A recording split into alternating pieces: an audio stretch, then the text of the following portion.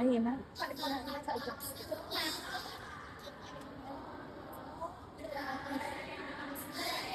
Sa aming mundo, ang lahat ng aming iisipin, gagawin at sasabihin, tutuloy mo ang pamumulit at puso ng biyaya upang ang lahat ng aming gagawin o hindi magagawa ay naayon sa banal mong kalooban.